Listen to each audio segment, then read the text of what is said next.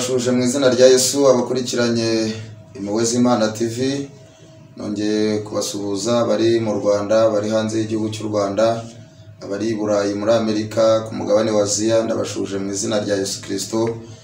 Hanyuma amazina yanjye nitwa Ayabagabo Jean Bosco, banzi ku izina rya Biratogota, ndi umuvugabutumwa bwiza. Hanyuma ninjye Imana ishimye ko tuganira ku ijambo ry'Imana. Hanyuma turasoma ijambo ry'Imana dusanga mu gitabo cya mbere cya Samueli ibice 16 umurongo wa 13, ibice 16 mu gitabo cya mbere cya Samueli umurongo wa 13 uravuze ngo, Samueli ahera ko yenda ihembe ry'amavuta ayamusukiraho imbere y'abakuru be, uhereye ubwo umwuka w'Uwiteka akageza kuri Dawidi cyane, nuko Samueli arahaguruka asubira i Rama. Amen. Turasoreza mu gitabo cya kabiri cya Samueli ni ibice 8 umurongo wa mbere, haravuze ngo, hanyuma y'ibyo Dawidi anesha Abafilisitiya, kabiri arabacogoza, abanyaga urufunguzo rw'umudugudu w'umurwa, arukura mu maboko y'Abafilisitiya. Mwakire neza ijambo ry'Imana mu izina rya Yesu. Hanyuma uyu munsi nzanye ijambo ry'Imana rifite intego ivuga ngo, umuntu uri mu mugambi w'Imana baramuta ariko ntatakara. Nari mvuze ngo intego y'iri jambo iravuga ngo umuntu uri mu mugambi w'Imana baramuta ariko ntatakara. Kubera iki? Uyu muntu afite gikurikirana. Uyu muntu hari ijambo yavuganye n'Imana. Uyu muntu uko byagenda uko ariko kose hari ijambo Imana yavuganye nawe. Uyu muntu uri mu mugambi w'Imana, ndagira ngo munkurikirane neza. Uyu muntu nimumuvuga amagambo muzamuvuge make, kuko hanyuma y'ejo hari ugutabarwa. Yobu yaranditse aravuga ngo, haracyariho ibyiringiro yuko igiti cyatemwe cyakongera kigashibuka. Hanyuma ndongeraho ijambo Yobu atavuze, iki giti kigomba gushibukira ahantu bagitemeye. Izina ry'Imana nirihimbazwe. Hanyuma dusomye ijambo ry'Imana dusanze mu gitabo cya mbere cya Samueli, rivuze ngo, Samueli ahera ko yenda ihembe ry'amavuta ngo ayamusukiraho imbere y'abakuru be, uhereye ubwo umwuka w'Uwiteka akageza kuri Dawidi cyane. Biravuze ngo nuko Samueli arahaguruka asubira i Rama. Hanyuma mbibutse, uyu Dawidi yarwanye ingamba nyinshi, ariko buri rugamba yari afite intwaro arujyanaho. Rero nje kubamenyesha ko mu masengesho dusenga dukwiriye guhindura isengesho mu izina rya Yesu. Dawidi arwana ingamba yarwanye nyinshi, ariko muraza kunyemerera mvuge kuri enye. Urugamba rwa mbere yarwanye, yarurwanye iwabo mu rugo, hanyuma arurwana n'abakuru be.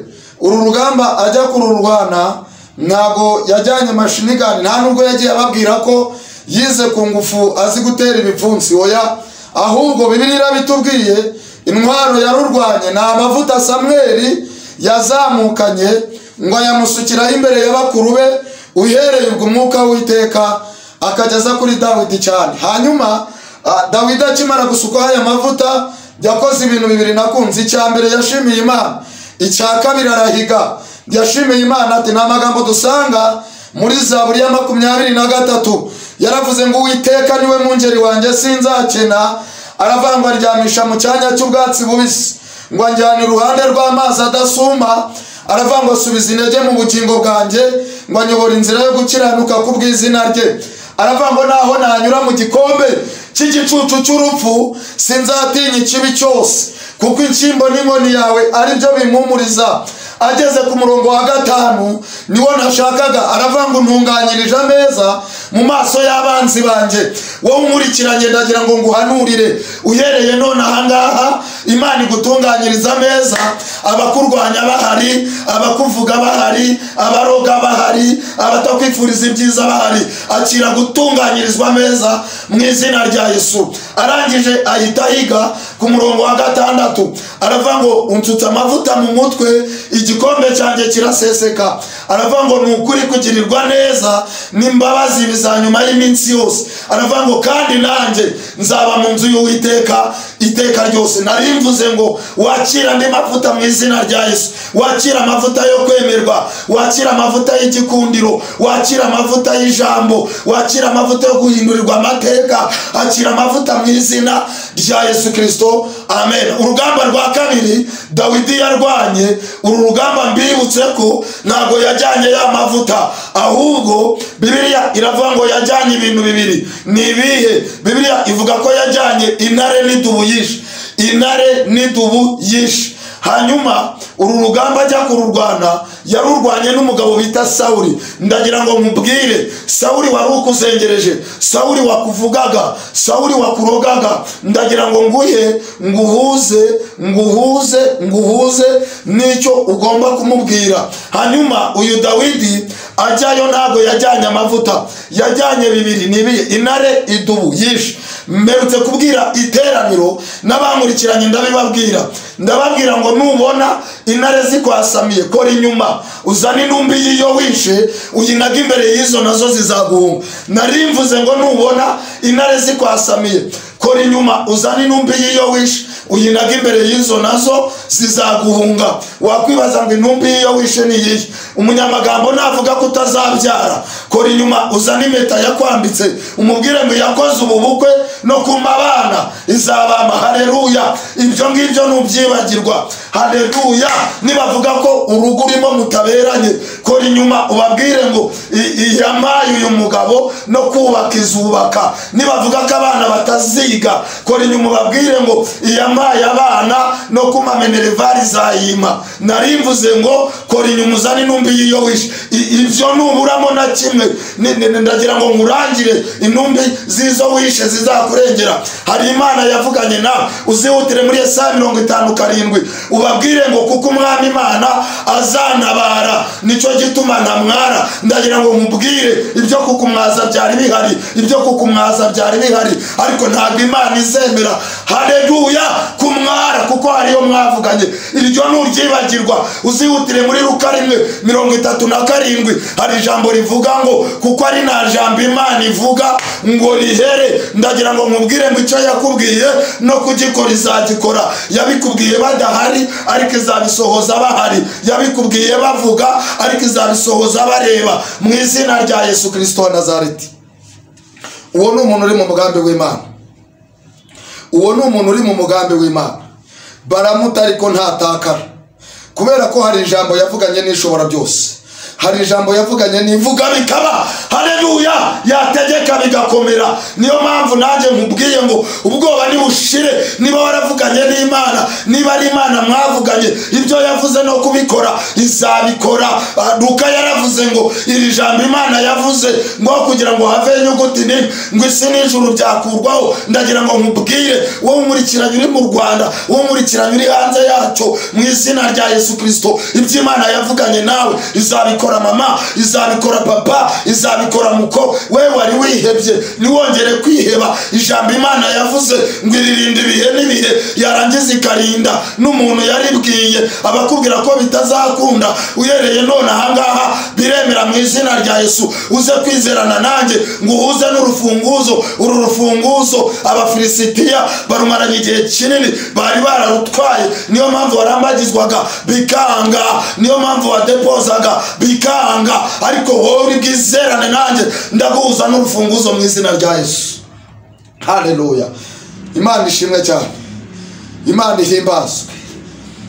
Urugamba rwa gatatu Dawidi yarurwanye n'umugabo bita Goliyati. Uru rugamba rwa Goliyati ntabwo yajyanye amavuta, nta nubwo yajyanye intare n'idubu, nabwo yajyanye ibintu bibiri. Ni ibihe? Bibiliya avuga ngo yaragiye aramanuka ajya ku kagezi ngo atoragura amabuye 5. Aya mabuye 5 asobanura ibitabo 5 bya Mose.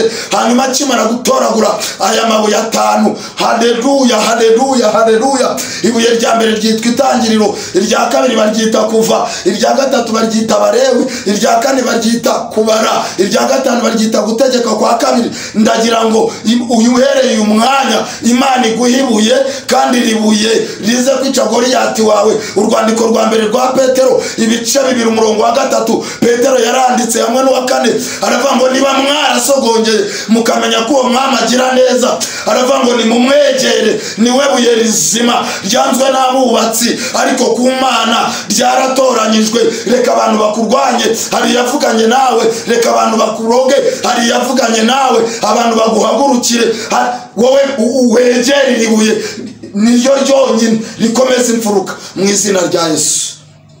Imana ishimwe. Ni umuntu uri mu mugambi w'Imana, ni umuntu uri mu mugambi w'Imana. Ni umuntu uri mu mugambi w'Imana. Uyu muntu uri mu mugambi w'Imana, uyu muntu uri mu mugambi w'Imana baramuta ariko ntagatakara. Hanyuma urugamba rwa kane ni urugamba yarwanye n'abagabo bitwa Abafilisitiya. Abafilisitiya mama ntabwo bajya bapfira gushira, Abafilisitiya papa ntabwo bajya bapfira gushira. Wica umwe hakavuka 10, wakwica 10 hakavuka 100. Ariko ndagira ngo nkubwire uhereye none ahangaha Imana irabakugamije, abari basigaye Imana irabakugamije, abakurwanyaga Imana irabakugamije, abagusenyeraga Imana irabakugamije, abuburwayi Imana irabakugabije, abamahembe yarakuzengereje Imana irabakugabije. Tuvuge ngo amena.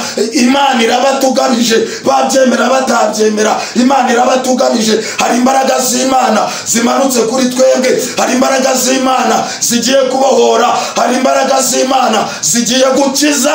Haleluya.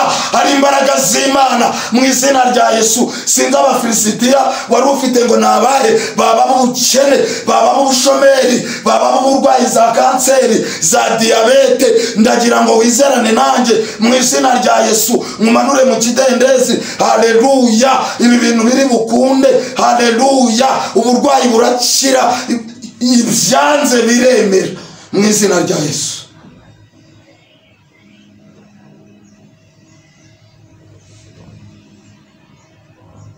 Dawidi yaranditse muri Zaburi ya 30 ku murongo wa 6 aravuga ngo kuko uburakari bwawe ari ugakanya gato, aravuga ngo kandi urukundo rwawe ruzana ubugingo. Asoza avuga ngo ahari kurira kwararira umuntu n'injoro, ariko bwaca mu gitondo impundu zikavuga. Akira igitondo cyawe, igitondo cyo kwemererwamo, igitondo cyo gukiriramo, igitondo cyo guhererwamo ijambo. Ndaguhuza n'iki gitondo, ndaguhuza n'urufunguzo rufungura ibyawe, ndaguhuza n'urufunguzo rufungura akazi kawe, ndaguhuza n'urufunguzo rufungura business yawe, ndaguhuza n'urufunguzo ruguhuza na fiance. Tuvuge ngo amena. Hanyuma uru rugamba rwa kane ajya kururwana ntabwo yajyanye amavuta, ntiyajyanye intare n'idubu, ntiyajyanye n'amabuye, ahubwo Bibiliya ivuga iki mu gitabo cya 2 cy'Abami mu bice 20 ku murongo wa 21 biravuga ngo Dawidi yarazamutse ajya ku musozi ahantu yitwa Ibari-Perasimu. Biravuga ngo bayibagirwa ibishushanyo byabo bisengwa. Dawidi agezeyo ngo ahita apfukama mu isengesho yasenze, yaravuze ngo Uwiteka ushimwe ko wahomboye abanzi banjye imbere yanjye. Ndagira ngo nkubwire n'abawe bahombore, ndagira ngo nkubwire n'abawe bahombore. Aravuga ngo nicyo cyatumye ahimba aho hantu Ibari-Perasimu, hanyuma ngo bahibagirirwa ibishushanyo byabo. Ndagira ngo nkutangarize Imana iguhaye imbaraga, kandi imbaraga iguhaye ikugabije iz'Abafilisitiya, kandi imbaraga iguhaye ikugabije iz'abagambanyi, kandi imbaraga iguhaye ikugabije iz'abarozi mu izina rya Yesu Kristo. Dawidi ngo araho ahita agisha Uwiteka inama. Ndagira ngo usenge isengesho rigisha Uwiteka inama, ndagira ngo usenge isengesho rigisha Uwiteka inama. Hanyuma Dawidi ngo arangije ahita avuga amagambo meza, abwira Uwiteka, aramubwira ngo ko Abafilisitiya bazamutse bwa mbere ukabangabiza, bakaba bagarutse bwa kabiri, nongere nzamuka umusozi uri bubangabize. Uwiteka aramubwira ngo Dawidi, uyu munsi nuzamuka umusozi ahubwo bacikubo ahateganye n'ishyamba ry'imitugunguru, ngo nuko niwumva ikiriri cy'ingabo gihindira hejuru y'ishyamba ry'imitugunguru uhereko uhutireho, kuko ubwo Uwiteka ari buba kugiye imbere gutsinda ingabo z'Abafilisitiya. Bibiliya ivuga ngo Dawidi anesha Abafilisitiya uhereye i Geba ukageza i Gezeri mu izina rya Yesu Kristo wa Nazareti. Akira imbaraga zinesha Abafilisitiya barwanyaga abana bawe, barwanyaga umutware wawe,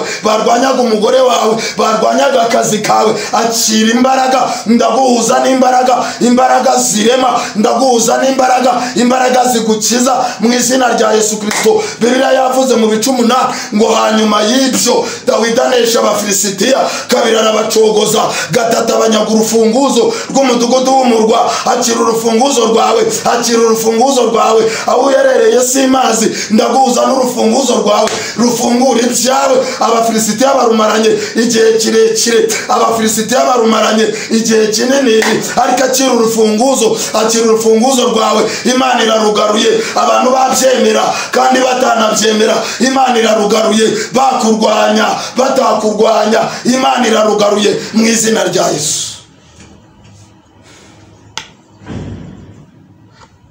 Narimvuze ngo akira urufunguzo rwawe mu izina rya Yesu. Narimvuze ngo akira urufunguzo rwawe mu izina rya Yesu. Narimvuze ngo akira urufunguzo rwawe mu izina rya Yesu. Dusengane mu izina rya Yesu. Haleluya. Dusengane mu izina rya Yesu. Kandi urufunguzo rwakire. Wowe unkurikiranya aho uherereye hose, wakira urufunguzo rwawe. Abakurwanya bareba. Kandi ukimara kwakira urufunguzo, ufungure wizeye. Ufungure wizeye. Hari Imana igiye gukoreramo umugabo bita Yeremiya. Haleluya. Yigeze imubwira mu bice 40 ku murongo wa 4. Iramubwira ngo noneho Yeremiya, mubohoye iminyururu yari iri ku maboko yawe. Iramubwira ngo suku kubohora iminyururu gusa, kandi iramusohokana. Ndagira ngo nkubwire wowe nkurikiranye, akira gusohokana n'Imana. Akira gusohokana n'Imana. Imana igusohokane, igusohore mu burwayi, kwinjize mu buzima, gusohore mu bushomeri, kwinjize mu kazi, igusohore. Akira gusohokana n'Imana. Uku kwezi kutararangira, akira gusohokana n'Imana. Ndagira ngo dusenge mu izina rya Yesu. Ndagira ngo dusenge mu izina rya Yesu. Teko pene salati drege. Haleluya. Ndagira ngo dusenge mu izina rya Yesu. Kandi risengesho rirakora ikintu, kandi risengesho rirarema. Wewe wizeranye nanjye, ndagira ngo mubwire ngo Eliya yigeze agira kwizera. Bibiliya iravuga ngo Eliya asanga Ahabu. Mbibutse ko najwi yari yumvishe, mbibutse ko nta muhanuzi yari yatumye. Eliya ngo asanga Ahabu, aramubwira ngo Imana yarabagaburiye, murarya murahaga, mwimura Imana, mwimika ibigirwamana by'umugore wawe Yezebeli. Haleluya. Aramubwira ngo njyewe Eliya ureba magaritse imvura imyaka 3 n'amezi 6. Aramubwira ngo n'ikime cyari buzatonde ku byatsi nacyo ndagihagaritse. Ndi kuvugana n'umuntu wizeranye nanjye. Ndagira ngo unyemerere ngo uhuze n'urufunguzo. Ndagira ngo unyemerere ngo uhuze n'urufunguzo. Wacu yaravuze ngo hahirwa umuntu wizeye ko ibyo yabwiwe n'Umwami Imana bizasohora. Ndagira ngo unyemerere ngo uhuze n'urufunguzo. Wowe uzane kwizera kwawe, uguhuze n'ukwanjye kurabyara ikintu mu izina rya Yesu. Eliya ngo imvura amare kuyitwara mu ikote, ari mu nzira atashe. Haleluya. Imana irazira mwiyereka, iramusanga, iramubwira ngo Eliya, igikorwa ukoze ndakibonye, ndanagushyigikiye, ariko uriyibagiwe. Ihita imubwira ngo katirikereti nagufukuriye y'akariba, reka nkubwire. Haleluya. Iramubwira kandi ngo uri kuri aka kariba ntabwo uzanywa amazi yonyine. Iramubwira ngo nzagutegekera ibikona, reka nkubwire, hari ibikona bifite ibyawe. Uhereye none ahangaha Imana ikoresha itegeko, Imana ikoresha itegeko. Wakira igikona, wakira igikona, wakira umugisha, wakira amasezerano mu izina rya Yesu Kristo.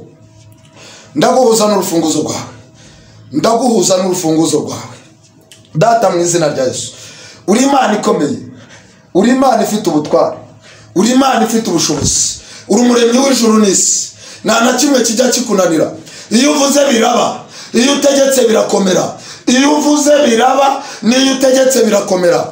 uhereye nonaha umuntu nkurikiranye nyemerera umuhe urufunguzo rwe, umuntu nkurikiranye nyemerera umuhe urufunguzo rwe. Kandi akimara kurwakira arafunguye mu isengesho, arafunguye mu isengesho mu izina rya Yesu Kristo. Abari abarwayi mu izina rya Yesu uhereye nonaha abakire, abari abashomeri barafungura akazi, mwami we abo byari byanze uhereye nonaha byemere, ndabahuza n'urufunguzo, ndabahuza n'urufunguzo kuko bari mu mugambi w'Imana mu izina rya Yesu. Umuntu uri mu mugambi w'Imana ntabwo arogeka, umuntu uri mu mugambi w'Imana ntabwo arwanwa ngo atsindwe, umuntu uri mu mugambi w'Imana arihariye. Uhereye nonaha rero baha urufunguzo rwabo, baha urufunguzo rwabo, kandi ijuru ribiteho. Turafunguye rwose, abakeneye akazi ukabahe, abakeneye abafiyanse ubabahe, abakeneye ubuzima bubahe mu izina rya Yesu Kristo. Urakoze kubyumvishe kandi ugiye kubikora icyubahiro n'ikibi cyawe mu izina rya Yesu. Amen.